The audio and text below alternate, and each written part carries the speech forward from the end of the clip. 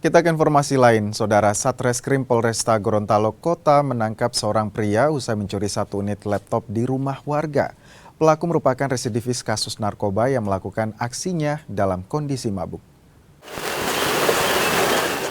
Nekat mencuri satu unit laptop dari salah satu rumah warga, seorang pria di kota Gorontalo berinisial JK terpaksa harus digiring polisi. Kasus pencurian ini terungkap saat keluarga korban mendapati rumah dalam kondisi terbuka dan satu unit laptop hilang. Tersangka membobol rumah korban dengan merusak gagang pintu. Pelaku yang juga merupakan residivis narkoba ini ditangkap di kediamannya saat menjalankan aksinya. Pelaku dalam kondisi mabuk.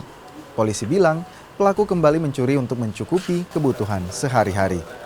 Meski menyesali perbuatannya, pelaku terancam hukuman pidana maksimal 5 tahun penjara.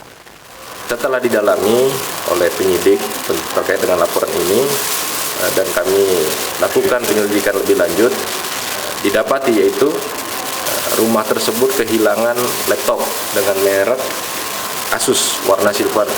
Kemudian tim kami Jatanras telah berhasil melakukan penangkapan terhadap tersangka.